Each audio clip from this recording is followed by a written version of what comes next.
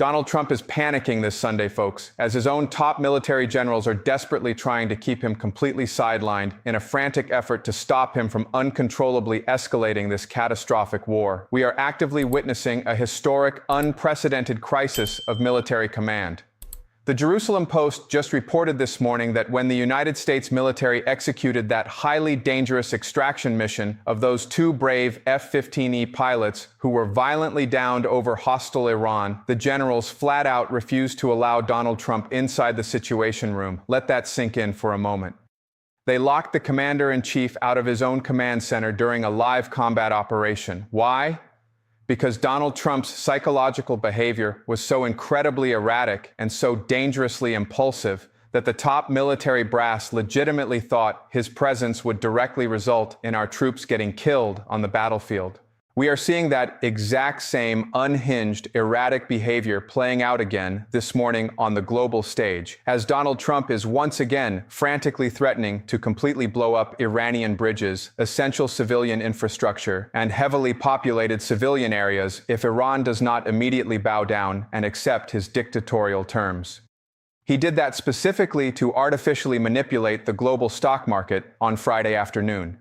Yet now, barely 48 hours after declaring total victory, he is frantically back to threatening to completely blow up power plants and bridges across the Iranian nation. Welcome to the spectacular, undeniable collapse of American diplomacy, where fabricated peace deals disintegrate in hours, and the world sits exactly one miscalculation away from total, irreversible ruin.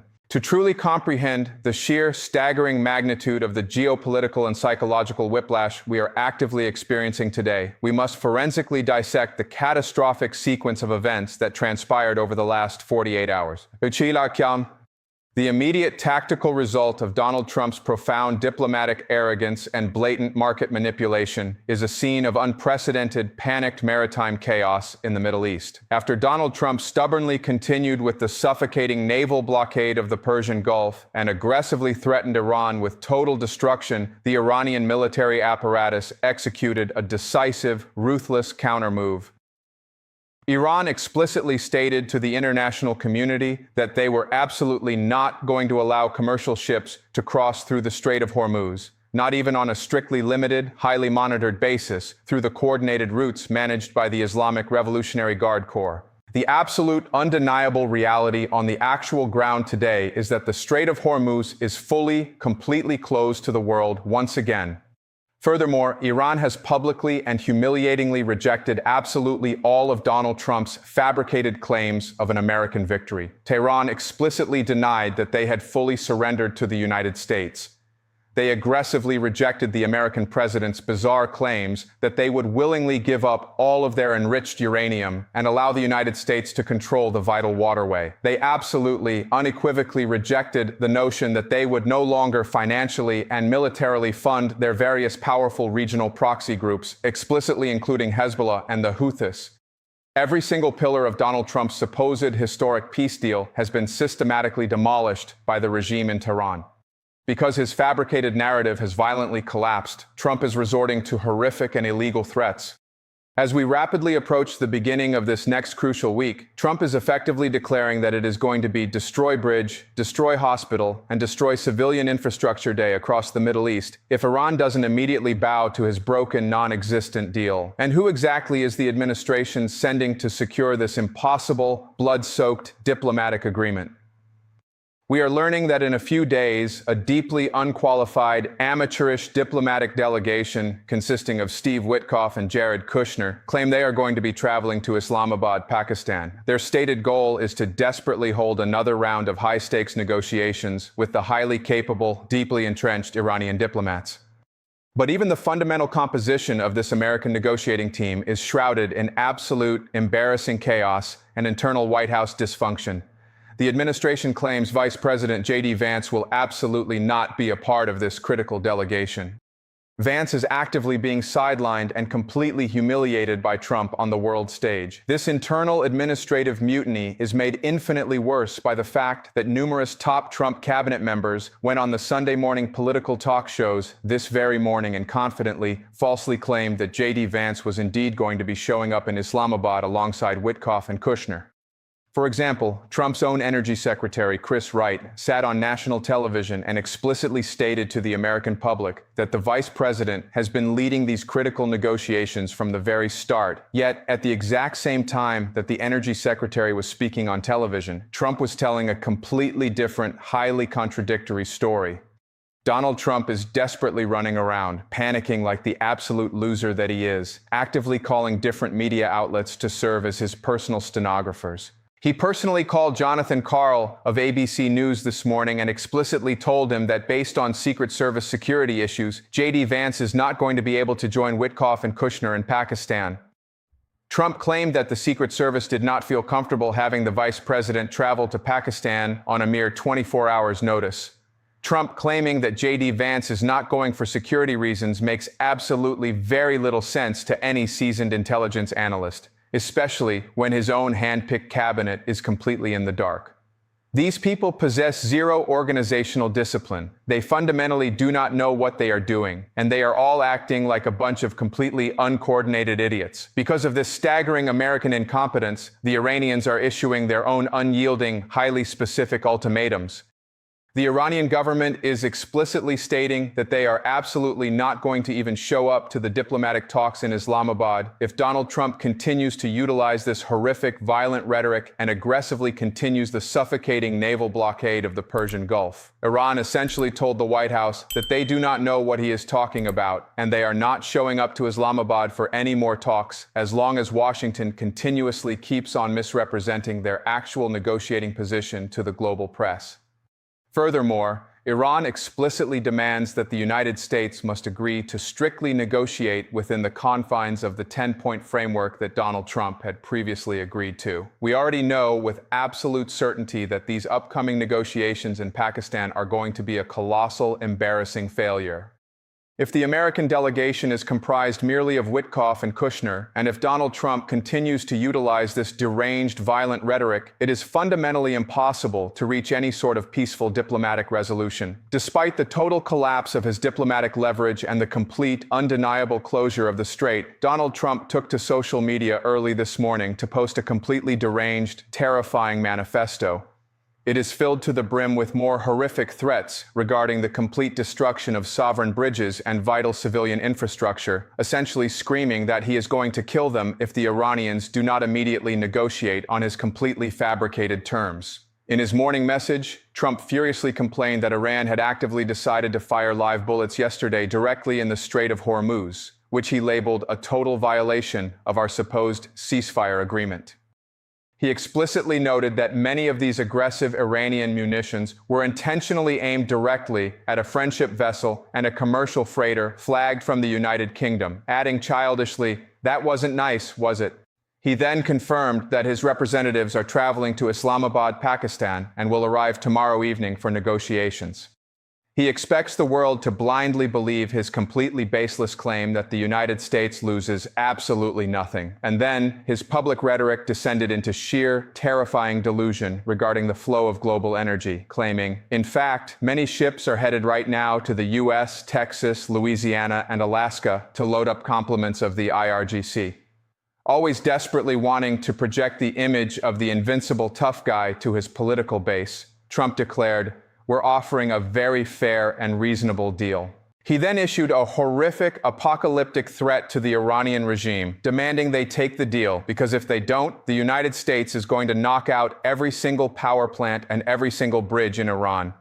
He menacingly added, "No more Mr. Nice Guy," promising that the American military might will come down fast and come down easy. He ended his deranged manifesto by stating, "It's time for the Iran killing machine to end, Donald J. Trump."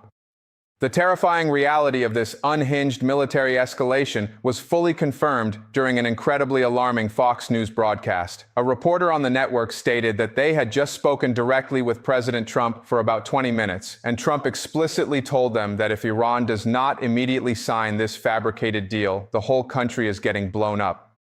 The president went on to explicitly detail that essential civilian bridges and vital power plants will be directly targeted and destroyed if Iran does not unconditionally sign this agreement. Trump claims the deal currently on the table is designed to reopen the Strait of Hormuz and to ensure that the Iranians absolutely do not retain any of the highly enriched uranium that is currently buried deep underground after Operation Midnight Hammer took place last summer. To fully understand the sheer delusion of the American position, we must look at the brutal, unyielding military reality on the actual ground. The Islamic Revolutionary Guard Corps commander, General Sahed Mousavi, released a statement that completely shatters the American narrative of military supremacy. General Mousavi explicitly boasted that during this temporary pause in active hostilities, the Iranian military's speed in actively upgrading and completely refilling their massive stockpiles of missiles and drone launch platforms is actually even higher now than it was before the war officially began. He confidently stated that Iran possesses hard intelligence, proving that the enemy, specifically referring to the United States and Israel, is completely unable to create such favorable logistical conditions for itself. General Mousavi mocked the American logistical chain, stating the U.S. is violently forced to desperately bring in vital munitions drip by drip from the complete other side of the world. The reality is that the United States is desperately taking away critical weapon systems that it had previously promised to allies in Asia, and aggressively stripping weapons that it had promised to Ukraine just to sustain this failing Middle Eastern conflict. Furthermore, a devastating report from the New York Times completely destroys Trump's claim that the Iranian military has been effectively neutralized. The New York Times reported that Iran currently possesses an estimated 40 to 50% of its massive ballistic missile stockpiles, 40 to 50% of its ballistic missile launchers, and 40 to 50% of its lethal attack drones. Crucially, Iran possesses massive, heavily fortified underground military cities that have absolutely not been struck or damaged by the United States. Despite this terrifying military reality, the Trump administration deployed its cabinet officials across the various Sunday morning television shows to aggressively defend the president's horrific threats of mass destruction. You had Trump's own ambassador to the United Nations going on television to aggressively talk about how the United States will forcefully go up the escalation ladder. The UN ambassador actively threatened that the American military is going to blow the Iranians to smithereens and to blow them all up. Representative Mike Waltz appeared on the morning shows to aggressively defend Trump's latest horrific threat to completely blow up Iran's civilian infrastructure. Waltz explicitly stated that absolutely everything is on the table, proudly declaring that the president has made it very clear he is fully prepared to aggressively escalate to de-escalate this massive conflict. Waltz then attempted to gaslight the entire international community, stating that it is a ridiculous and irresponsible narrative to call this a war crime. He argued that any type of civilian infrastructure that is being commingled or utilized to move military hardware is absolutely a legitimate military target, explicitly including power plants and the electrical grid that powers Iran's broader war economy. Energy Secretary Chris Wright also went on national television to defend Donald Trump's horrific threats to completely blow up entire civilizations, bizarrely describing it as creative negotiation. He cold-heartedly stated, "Look, the president's using every way he can to get leverage over the regime to bring this conflict to an end. He's a creative negotiator." However, even Wright was forced to publicly admit a devastating truth regarding the president's fabricated claims of victory. When pressed by a reporter, Energy Secretary Chris Wright openly admitted that it is absolutely not safe right now to go through the Strait of Hormuz. Elise Stefanik, one of the most prominent Trump sycophants in Congress, was utterly skewered by Jake Tapper when she was explicitly asked if Donald Trump's threat to completely blow up an entire civilization doesn't actually constitute a direct threat of genocide. Stefanik desperately tried to spin the horrific rhetoric, falsely claiming that Trump's horrific threats of mass destruction are what miraculously brought the Iranians to the table for a ceasefire agreement in the first place. While the United States threatens to commit historic war crimes in the Middle East, the absolute hypocrisy of the administration's foreign policy is being exposed in Eastern Europe. At the exact same time the U.S. is starving Iran, the administration is actively lifting sanctions against Russian oil. When Mike Waltz was explicitly asked why the U.S. is actively rewarding Russia by extending massive sanction waivers until May, Waltz completely dismissed the concern, calling it ridiculous and defending the decision by claiming that the Russian oil was going to the global market anyway. While the United States actively continues to remove heavy economic sanctions from Russian oil, effectively rewarding Vladimir Putin because Donald Trump acts like an absolute Putin bootlicker, the Russian military continues to brutally slaughter innocent Ukrainians each and every single day. Just last night, horrific Russian military attacks killed at least 2 innocent Ukrainians. But the terrifying reality of our fractured media landscape is that if you were exclusively watching or reading right-wing media in America, you would have absolutely no clue that this brutal slaughter was even taking place. And while the administration completely loses the narrative at home and abroad, the Iranian regime is displaying absolute terrifying confidence. Professor Morandi, a highly influential figure who travels directly with the elite Iranian negotiating team, just issued a chilling, devastating manifesto. Professor Morandi explicitly wrote that Iran is not worried about renewed aggression from the Trump and Netanyahu regimes. The Iranian leadership is actively and successfully weaponizing the darkest domestic scandals of the American elite against them.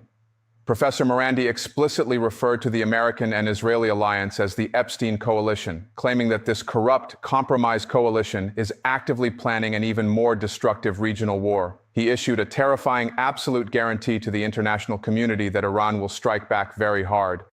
Furthermore, he explicitly threatened the neighboring Arab nations that have aligned with Washington, stating that since the Arab family dictatorships in the Persian Gulf are fully complicit this time, Iran will hit back much faster and much harder. He ended his chilling geopolitical assessment with 3 utterly devastating, prophetic words regarding the American proxies in the Middle East. They are finished. In a moment of purely unintentional, highly revealing comedic horror, a major Trump surrogate accidentally exposed the grotesque reality of the administration's true alliances on national television. While attempting to fiercely defend Trump's brutal policy of maximum economic strangulation against Iran, the surrogate suffered a massive, completely humiliating Freudian slip. He accidentally referred to the administration's aggressive strategy as Operation Epstein Fury, before frantically correcting himself to say Operation Economic Fury.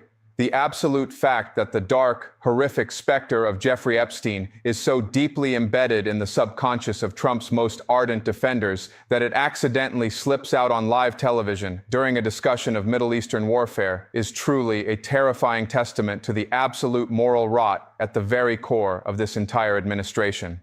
We are dealing with a full-blown, catastrophic collapse of the American empire from the inside out. The President of the United States is considered so deeply erratic and psychologically unfit for command that his own top military generals are physically locking him out of the Situation Room.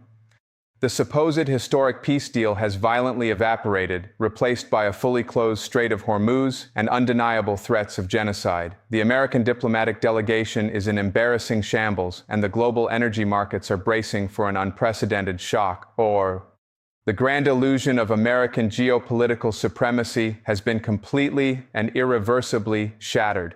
Stay highly vigilant, stay fully informed, and prepare yourselves, because the chaotic Epstein Coalition is recklessly driving the entire planet directly into the abyss